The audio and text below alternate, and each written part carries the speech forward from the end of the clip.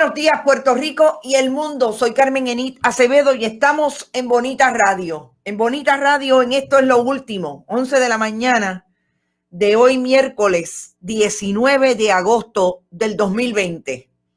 Por ahí está todo el mundo. Está la diáspora puertorriqueña en Estados Unidos, California, Silvia Ruiz. Está Texas, está Nueva York, como siempre. Está mi querida amiga Loida Saiter desde Colombia, Bogotá, Colombia. Qué bueno que están todos y todas por ahí. Hoy es un día de orden ejecutiva de la gobernadora sucesoral Wanda Vázquez Garcet. Y desde el 11 de junio que la gobernadora cometió el gravísimo error de abrir sin ningún freno aceleradamente la economía de Puerto Rico está sintiendo lo que es haber tomado la decisión de abrir la economía sin hacerlo con las salvaguardas que dijeron los científicos que había que hacerlo. Así es que estamos en un repunte del COVID. Como siempre digo, bien temprano, recuerden que la salvación en este país últimamente es individual, que hay país, lo que no hay es gobierno. Así es que tenemos que insistir en todas las medidas que los científicos que hemos traído acá nos han dicho que debemos seguir, sobre todo evitar la aglomeración. Y vamos a empezar con el COVID, porque me parece interesante que nuestros análisis siempre se cruzan con lo que está pasando en otros órdenes, porque nos parece que los contextos son importantes. Antes de seguir, hoy tenemos ese tema, hoy vamos a hablar un poco de la Universidad de Puerto Rico. El presidente nos ha prometido que mañana estará disponible. Por poco tenemos a Ubaldo Córdoba, el vicepresidente, a hablarnos sobre lo que nosotros sacamos ayer en exclusiva mediante unos documentos investigados que nos hicieron llegar sobre lo que es censura previa y le habría costado el puesto al conflictivo pichón de derechista Ernesto Pujols en la Oficina de Sistemas de Información, la importante Oficina de Sistemas de Información de la Universidad de Puerto Rico. Vamos a hablar un poco también de corrupción y vamos a ver cómo se va precisamente a traer el asunto de la corrupción hablando del COVID. Vamos a hablar del caso de María Milagros Charbonnier y lo que pasó en la vista ayer, que fue una vista, como ustedes saben, virtual. La primera comparecencia que tuvo María Milagros Charbonnier, su esposo Orlando Montes y su hijo Orlando Gabriel Montes Charbonnier. Vamos a hablar de todo eso. Vamos a empezar por el COVID.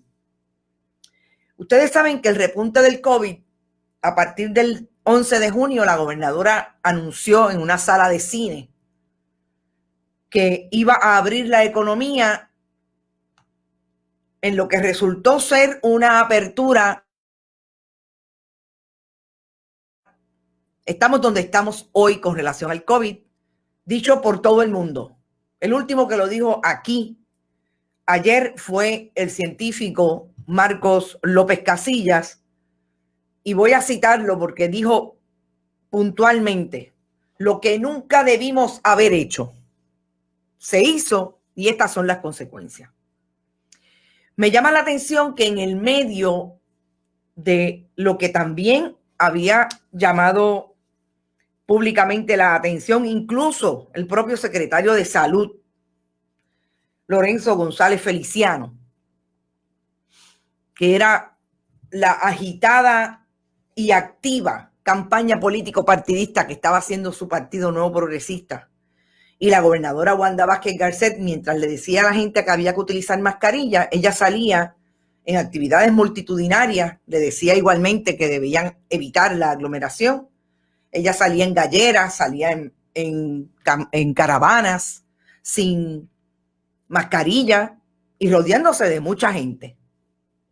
Pues ahora resulta que en el repunte del COVID es tan positivo Pichi Torres Zamora, vicepresidente de la Cámara, y Carlos Johnny Méndez, presidente de la Cámara. Supuestamente iba a salir corriendo Jennifer González esta mañana a hacerse la prueba, porque ella compartió tanto con él como con Pedro Pierluisi en la celebración donde ella bailaba, porque ahora Jennifer González, así como le hacemos la crítica a los programas de entretenimiento que se confunden con los de información y análisis de las noticias y de los temas bien urgentes del país, los políticos están en las mismas. Entonces Jennifer González copió aquello que trajo Pedro Rosselló González y Ricardo Rosselló Nevares de estar bailando en las actividades. Entonces ella baila y muy rapidita cuando tiene que ver con celebrar la victoria de su correligionario Pedro Pierluisi, pero qué difícil es conseguir a Jennifer González para que conteste las contradicciones en que cae todo el tiempo cuando, por un lado, apoya al presidente Trump y por otro lado nunca puede establecer cuáles son los proyectos viables del Partido Republicano para Puerto Rico. Entonces, Jennifer González y Pedro Pierluisi están en veremos de si están positivos al COVID, pero los que sí salieron positivos fueron Pichi Torres Zamora, vicepresidente de la Cámara, y Carlos Johnny Méndez, presidente de la Cámara. Yo he llamado a este programa Qué conveniente, legisladores positivos al COVID en medio de pesquisas de corrupción. E inmediatamente voy a establecer por qué la triangulación, como siempre digo, de este análisis. Porque fíjense que lo que está hoy bajo asedio de los investigadores del Departamento de Justicia de Estados Unidos es precisamente la Cámara de Representantes. Aquí no hay nadie positivo a COVID en el Senado. Aquí no hay nadie positivo a COVID en la Fortaleza. Están positivos a COVID aquellos funcionarios a quien el FBI ya les tocó la puerta como administradores de la Cámara de Representantes. Tanto a Pichi Torres Zamora como a Carlos Johnny Méndez. Ellos trataron de decir la semana pasada que los federales habían ido allí porque se les había perdido donde es la secretaría. Sí. Entonces, Carlos Johnny Méndez se atreve a decir públicamente a un colega periodista en la radio tradicional que él pudo haberse quedado callado y no decir nada. A ese nivel llegamos en este país. Que los legisladores de más alto rango de la Cámara de Representantes, uno de ellos que firma los contratos que hoy están siendo cuestionados porque son los que se inflaron para, según la acusación federal, que se le diera dinero a personas, en este caso la legisladora, de ese contrato que firmó Carlos Johnny Méndez. Y ahora está positivo a COVID. Y ahora no puede hablar con nadie. Y ahora no puede salir a ningún sitio. Ahora tiene que estar en cuarentena. Me parece bien interesante. Me parece bien conveniente también. Si es cierto o no es cierto, ellos sabrán. Pero lo que es más es injuria sobre ofensa. Es que Johnny Méndez en esa misma conversación le dijo al compañero que él se había hecho la prueba y que en 4 horas le habían dado el resultado. Porque él está catalogado dentro de la estructura del gobierno de Puerto Rico como first responder, como dirían en country.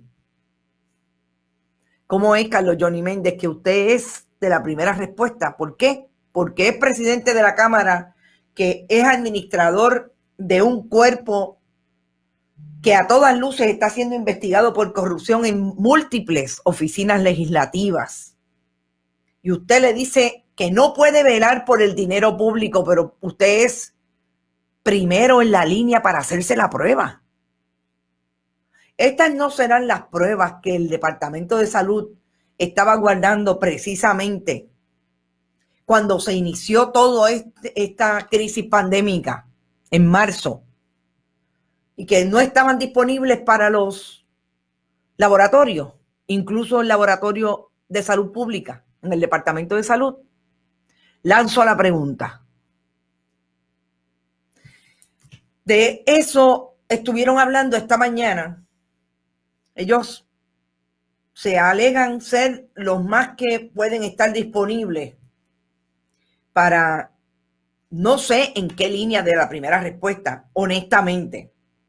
No sé en qué línea de primera respuesta, porque alguien que me aclare, si me está escuchando y entre ustedes me pueden decir dónde es que son los legisladores, los que son como los médicos, como las enfermeras, que están ahí disponibles. ¿Por qué? Porque tienen que aprobar dinero. No, Johnny Méndez, si esos dineros los aprobaron en el gobierno de Estados Unidos, ya llegaron a Puerto Rico. Se supone que las agencias, Departamento de Hacienda, Gerencia y Presupuesto, Departamento de la Familia, Educación, las agencias concernientes para manejar ese dinero, ya saben cómo manejarlo. Ustedes como legisladores no tienen que hacerlo. Lo que ustedes sí tenían que hacer desde el 2017 que entraron en el poder era evitar los esquemas de corrupción que aparentemente son múltiples en la Cámara de Representantes. En el Senado ya sabemos que también se identificaron fantasmas. Pero hoy, lo más importante es precisamente que ustedes le contesten al país por qué no pudieron, como dice la colega Daisy Sánchez, administrar adecuadamente y dejaron que por lo menos $100,000 se fueran. $100,000 exclusivamente es lo que dice el gobierno de Estados Unidos que Tata Charbonnier se echó en su cartera y en parte en los sobres que le dejaban en la guantera de su camioneta, como parte de esos kickbacks que recibía del dinero que se ganaba Frances Acevedo Ceballos. Ni el COVID los va a salvar, dice Yanni Moreno. Pero entonces, para no definitivamente quedarnos en el COVID en términos de lo que importa, que es que hoy el Departamento de Salud volvió a reportar 10 muertes y 236 casos adicionales. Confirmados 12,452. Se registraron 82 casos confirmados y 154 casos probables. Las fatalidades o las muertes: mujer de 79 años en Bayamón, hombre de 80 años y una mujer de 91 años también en Bayamón, una mujer de 19 años en Fajardo, la segunda que muere de 19 años, un hombre de 69 de la región de Bayamón igualmente, mujer de 75, 62, y otra de 65 de la región metro y una mujer de 57 de la región de Bayamón. Hay una probable de una mujer de 97 años de la región metro. Son confirmadas 225 y las probables 131 y las muertes 356. Sigue siendo una crisis en este momento, por lo que hoy la gobernadora de Puerto Rico va a anunciar una orden ejecutiva. ¿Qué podemos esperar de esa orden ejecutiva? Supuestamente dice el secretario que van a haber más restricciones. Nosotros ayer discutimos cuáles son las recomendaciones, una de ellas aguá, como la que hicieron los asesores científicos de la gobernadora, entre ellos el portavoz Segundo Rodríguez Quirichini y los demás médicas que están en ese grupo asesor científico. Vi que estaba el doctor Rodríguez Orengo en la reunión con la gobernadora, así que el fideicomiso de Ciencia y Salud Pública también está presente en esas reuniones. Nosotros tendremos que ver qué va a hacer la gobernadora, si va a ser más estricta de la recomendación que se le hizo. ¿Qué es lo que dice el secretario? Y ahora vamos a una parte interesante.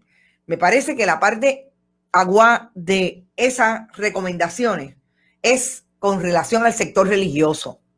Alguien me decía, una abogada amiga me decía que las recomendaciones, el grupo asesor científico no puede ordenar. Estoy clarísima. Solamente puede recomendar. Sí, me parece que es cierto. Lo que pasa es que las recomendaciones tienen definitivamente que ser lo que el grupo asesor científico recomiende, valga la redundancia, enérgicamente, a base precisamente de lo que ellos saben que es lo que le está diciendo el conocimiento científico. El conocimiento científico que establece que la aglomeración, que la ausencia de medidas de seguridad personal, que los lugares cerrados donde también hay más de la gente que debería estar, sin distanciamiento físico, etcétera, se recomienda para que haya más restricción, porque por ahí es que pueden estar los brotes. Y la que para mí fue agua fue la que hicieron con relación a las iglesias. Y vamos a ir a eso, pero voy a hacer un comentario porque Emma está haciendo un comentario. La suma de 100,000 no fue o no debe ser lo que se guardó en la cartera, es lo que pueden probar. Hay cosas que vemos y no se la ha acusado o investigado, que sepamos. Emma, eso fue una pregunta específica de en la conferencia de prensa. Y los 100,000 son de los 3 años.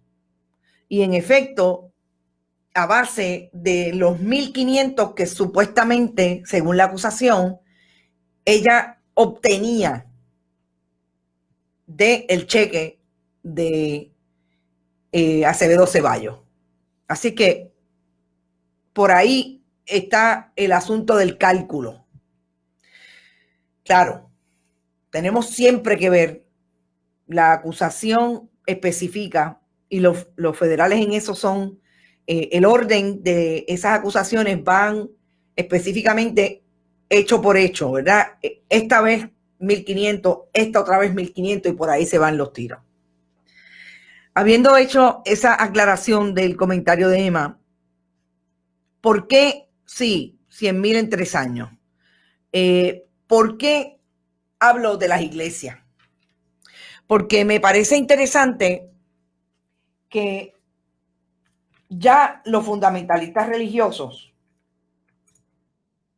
se iniciaron en el proyecto de criticar las recomendaciones. Fíjense que la orden ejecutiva no ha salido. Pero ayer en las recomendaciones del Grupo Asesor Científico hablaba específicamente de las iglesias. Y vamos a empezar por el secretario. El secretario dijo que espera que los líderes acaten la orden ejecutiva y lamenta que quieran desobedecer una nueva orden. No puedo pensar que un líder de una iglesia o de un movimiento religioso se imponga la presencia de una iglesia a costa de la vida. Ustedes saben que él piensa en inglés y habla en español. La preservación de la vida es lo más importante. No voy a pelear con nadie. Este es el secretario. Pueden llegar al departamento para que vean los datos y discutir lo que se tiene y qué es lo que da base a lo que se les recomienda a la gobernadora. El grupo más afectado es de mayores de 60 años, que son las personas que tienden a ir más presencialmente. Los jóvenes usualmente no van presencialmente, aunque sí tienen fe y creen en Dios. No entiendo por qué siempre tienen que entrar en la cosa de imponerle a la gente que tiene que creer en Dios, etcétera, etcétera. Mire, bendito el fundamentalismo se les lee, pero así. Insiste, lo que se le está pidiendo es cordura, conciencia y se necesitan datos, información. Esto no es caprichoso, esto es a base de información depurada. Esos datos sí existen. ¿Por qué el secretario de Salud dice eso? Porque hay mensajes como este que vamos a poner en pantalla de los líderes religiosos. Ahora sí, estableciendo que hay separación de iglesia y Estado. El pastor René Pereira dice, advierto lo siguiente, la decisión de abrir o cerrar una iglesia no le corresponde al Estado. Hay separación de iglesia y Estado y total libertad de culto a nivel constitucional. Es una decisión que le corresponde a la iglesia y hay fundamento jurídico para ello. Qué bueno es invocar la separación de iglesia y Estado cuando le conviene a los fundamentalistas religiosos. Pero ellos no son los que iban donde María Milagros Tata Charbonnier precisamente a pedirle que legislara desde la Biblia, hablando del no nacido, que legislara un código civil en contra de las minorías sexuales del país, que legislara un código civil a base de la relación contractual que ellos tienen y defienden para seguir guisando y seguir cobrando del diezmo. Ahí no había separación de iglesia y Estado. Hay hasta un programa en los medios tradicionales que se llama Sin separación de iglesia y Estado. ¿Cómo es que ahora estos mercaderes del templo hablan de separación de iglesia y Estado? Y yo he querido traerlo porque no es casualidad que nosotros estemos viendo, por un lado, las acusaciones contra María Milagros Charbonnier y ella esté amarrándose, atándose al discurso religioso cristiano. Y por otro lado, tengamos de frente a unos pastores que necesitan perseverarse, porque esto es todo. Y voy a hacer una analogía que la voy a poder traer desde lo que ocurrió en el huracán María. Perseverarse porque el diezmo, el cepillo que pasan todos los días y todas las noches que hay culto y todas las noches que hay misa, les supone la preservación de su empresa religiosa. Ahí hay una investigación en ciernes que se me ha hecho bien difícil lograr. Cuando el huracán María, las iglesias fundamentalistas religiosas sobre todo, le solicitaron a sus seguros lo que dejaron de percibir como negocio, porque la gente no podía ir a la iglesia, y eso lo facturaban o lo especificaba la póliza que tenían de seguro. Eso se llama el business interruption. Yo quiero que ustedes sepan que hay corporaciones sin fines de lucro religiosas en Puerto Rico que le facturaron ese business interruption en María a sus pólizas de seguro. Porque viven de los diezmos, porque viven del diezmo, porque el carro, porque el avión, porque el apartamento sale del diezmo de los feligreses. Y eso no es casualidad que lo estemos mirando ahora cuando tenemos a un pastor que dice con la boca de comer que hay separación de iglesia y Estado para eso, porque nosotros nos comportamos como un negocio. Y de esa manera es que insisten en que su gente vaya a un culto donde en efecto pueden convertirse en un foco de infección. Pero aquí no le importa. Aquí no valen los feligreses, porque yo me imagino que el discurso va a ser que Dios los va a salvar. Hay otra persona que le responde al pastor, eso es falso, con mucho respeto, al menos en tiempos de pandemia.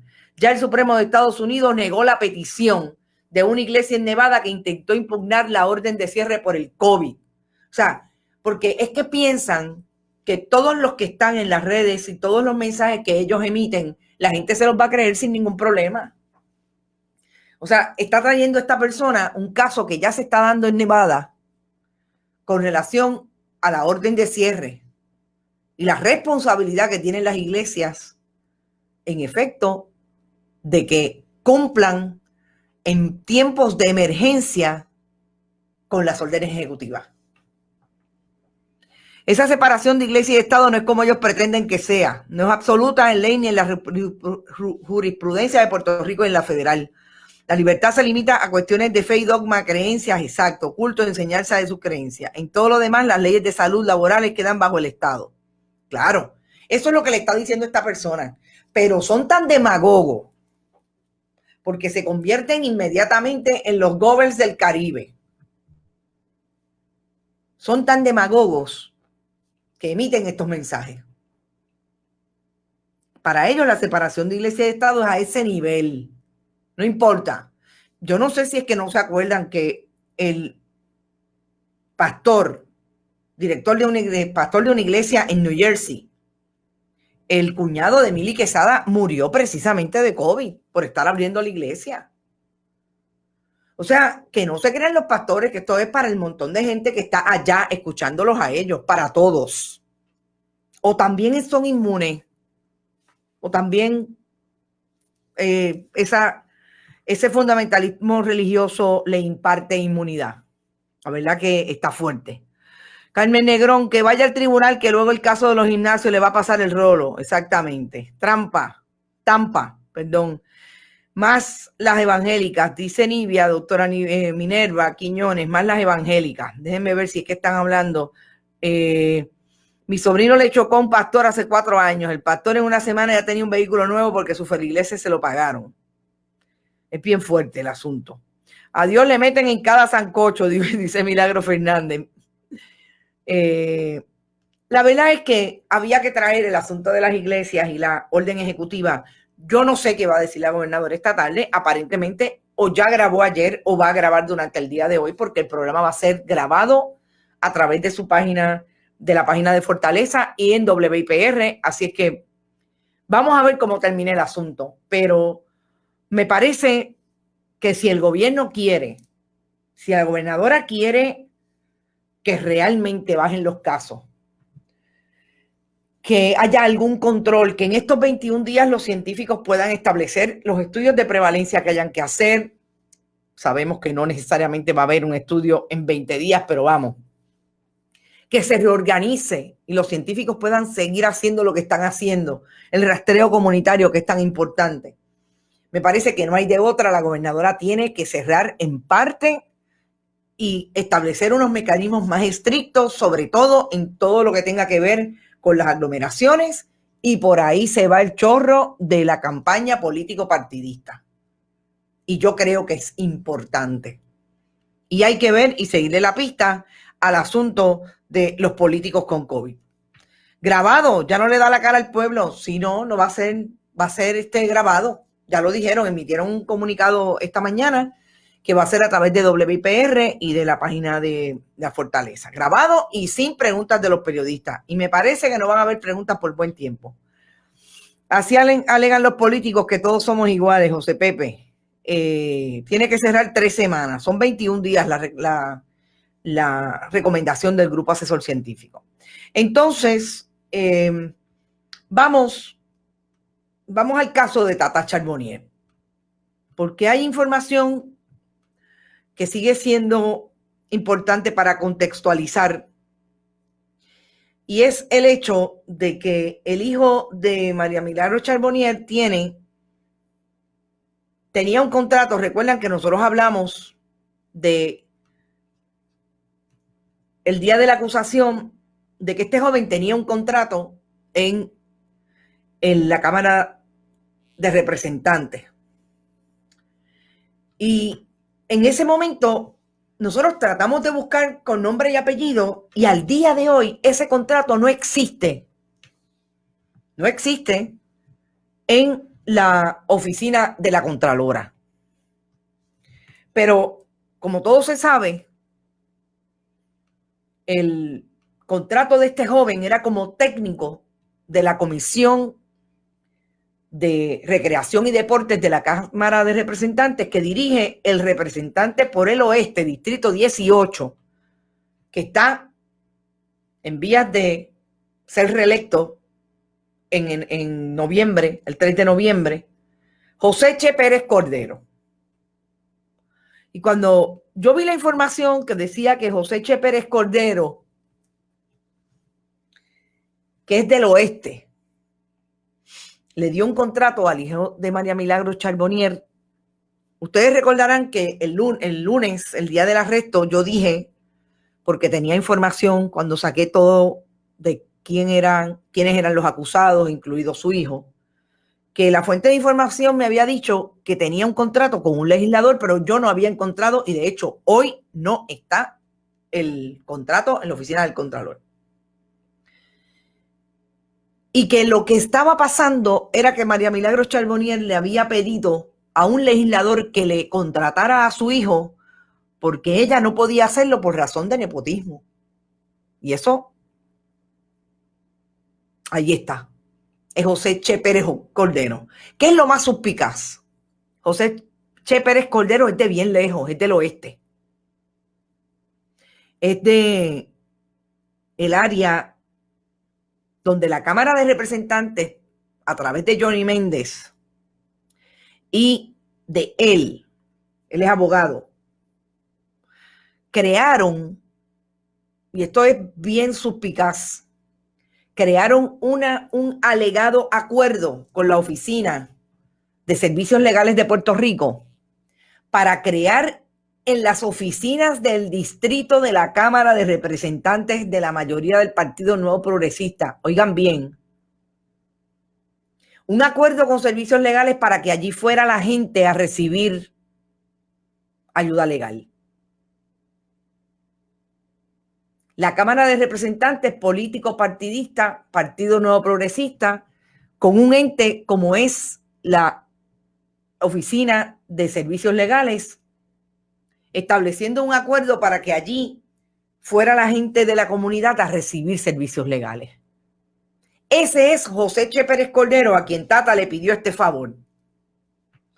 Y ese acuerdo, por lo que me parece más interesante, se dio en el 2018. Y lo traigo porque esto es a lo que se presta. A lo que se prestó José Che Pérez Cordero para contratar al hijo de Tata Charbonnier como técnico de la oficina de la Comisión de Recreación y Deporte. No dice a qué se dedicaba el joven en esa, o sea, cuáles eran sus funciones. No lo dice para nada. Es el mismo que se presta a todas luces a un conflicto de utilizar el elemento político partidista porque ellos están allí como con el subterfugio de que son representantes a la Cámara y funcionarios electos. Pero usted y yo sabemos que lo que están haciendo es política en una oficina de servicios legales. Y que se preste también la oficina de servicios legales. Ese es el José Che Pérez Cordero que acordó contratar al hijo de Tata Charbonnier. Pero lo más increíble es que el hijo de Tata Charbonnier, al 12 de agosto, tiene un nombramiento transitorio como maestro de estudios sociales. Ninguno de los dos contratos está en la oficina del Contralor. Ninguno de los dos. Sobre todo el contrato que tuvo con el legislador. ¿Por qué? No lo sabemos. Está bien interesante. Estas son las informaciones que después María Milagros Charbonnier se atreve a decir que ella ya sabe quién la choteó. Que leyendo en la acusación se dio cuenta de que hay alguien que le quiere hacer daño. ¿Quién le quiere hacer daño a quién? ¿Quién le ha hecho daño a su entorno familiar? Que como ustedes saben, ayer Alexandra F. Montalvo dice, pero no era de educación especial. Eso es lo que yo quiero. Eso es lo que no es ahora. Eso no va a salir ahora. Porque, como bien dijo un colega periodista, nadie le ha dado seguimiento de los medios tradicionales, solamente en Bonita Radio. Y nosotros vamos a insistir en buscarlo. Y ahora vamos a hablar de lo que pasó ayer en la vista. Y tiene este joven que estoy segura que tiene un asunto de diversidad funcional, no solamente, y yo no estoy cuestionando si tiene la capacidad o no, porque no lo sé. Yo solamente sé que eso está ahí, porque su misma madre lo decía, porque su misma madre lo dice. y que ayer quedó súper claro cuando habló públicamente diciendo que ese muchacho no tiene nada, absolutamente nada que ver en estos asuntos. Yo a la periodista le hubiera preguntado, ¿y usted sí? Porque me parece que ese sacar al hijo de Tata Charbonnier es que ella sabe que ese joven necesariamente no tenía por qué estar ahí. Y ella sabe por qué no tenía que estar ahí. Cintia, tuvo un trabajo hasta el 31 de julio, que es ese contrato que tiene con José Che Pérez, creo que es Otero el segundo apellido, Cordero, perdón, y tiene un nombramiento que iba a ser en efecto el 12 de agosto para el área de maestro transitorio de estudios sociales. Y entonces, yéndonos a lo último que queremos tocar, es la vista que se dio ayer, que es una vista virtual, porque así lo está disponiendo el tribunal. Allí hicieron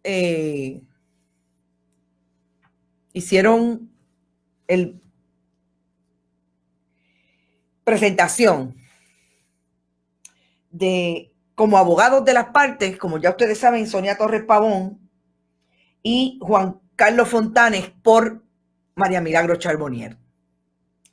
La ex fiscal abogada también Anita Gil va a representar a Orlando Montes, el esposo de María Milagros Charbonnier.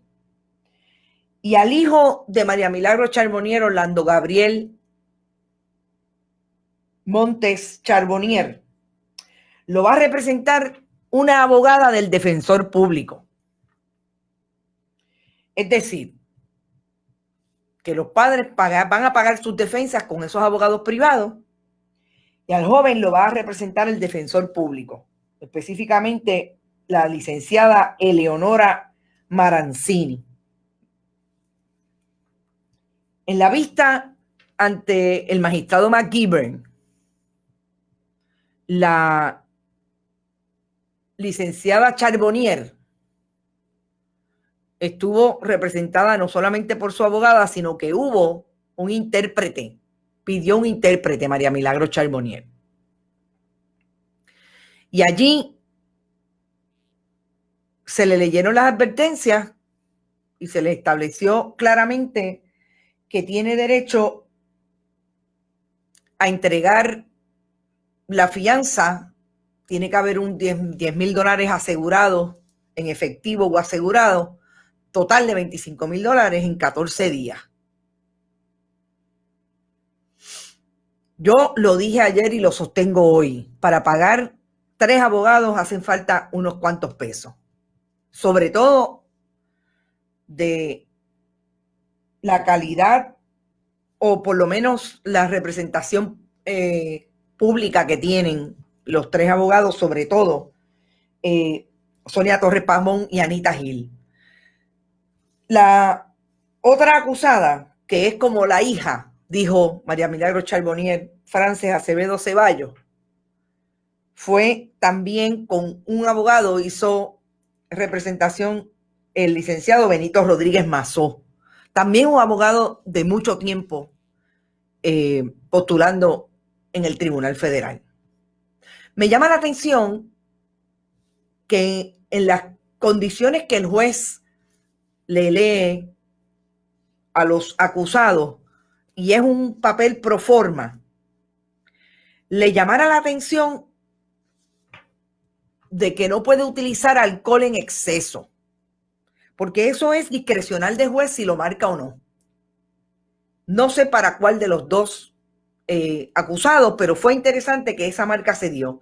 Mi experiencia me dice que eso es un pro forma y que el juez lo lee, o sea, lo marca o no lo marca. Y en este caso lo marcó. Me pareció interesante. Calibre de abogados de prestigio, dice Adalberto Ramos. Yo escuché ayer detenidamente nuevamente las expresiones de María Milagros Charbonnier. Yo creo que, como ustedes saben, ayer también hubo una intervención de los diferentes elementos de investigación del FBI que fueron al Fondo del Seguro del Estado buscando información sobre los diferentes contratos que allí tienen. Funcionarios que, además de estar allí, eran empleados de la oficina, en el caso de una, de María Milagros Charbonnier, y otros que dicen que también tenían contratos con la legislatura de Puerto Rico, en destaque. Esto está empezando y me parece que van a ser muchos los movimientos que vamos a ver hasta la misma semana antes de las elecciones. Yo creo que ya los investigadores o la fiscalía tiene claro que no va a ir antes de las elecciones necesariamente contra los funcionarios electos, como hizo con la primaria. Pero recuerden que el fiscal Muldrow también dijo que en efecto ellos iban a ir a buscar a la gente cuando tuvieran la acusación en la mano, que no iba a ser ni antes ni después. Y ahí es que trae el memorando del 2016, que realmente son diferentes memorandos. Esto es un documento completo que trae Muldrow en esa conferencia de prensa para establecer que lo que aquí dice el Inspector General de Justicia es del 2016, pero que las políticas y los memorandos del Departamento de Justicia vienen del 2008, 2012 y 2016.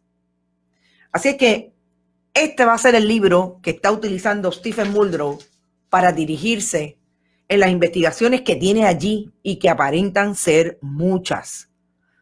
Hay diferentes abogados que tienen casos en el Tribunal Federal, que tienen también programas de comentarios y análisis, y han dicho que hay por lo menos 2 legisladores y 2 alcaldes del Partido Popular versus 2 también del Partido Nuevo Progresista. Yo creo que lo que sí es un hecho es que en la Cámara de Representantes los federales tienen bastante información de lo que pasó o de lo que está pasando allí con relación a este tipo de esquema. Y no olvidemos que todavía tenemos pendiente a Nelson del Valle del área de Bayamón. Tata es abogada y no sabe inglés. No sabe inglés. Tomás Rivera Chatz está embarrado desde las primarias, bien calladito y escondido. Para mí que ese también se está preparando, y para mí que el magnate de Pierluisi tiene que ver porque no lo quiere tal vez en su papeleta. Bueno, solamente tengo que decirles con relación a eso, y no sé si lo podremos abundar a las 5, pero con relación a lo calladito que puede estar Tomás Rivera Chatz, yo estoy segura que tanto Tomás Rivera Chatz como el Ejecutivo, tanto el Legislativo como el Ejecutivo, están buscando atornillar a su gente de cara a las elecciones de noviembre.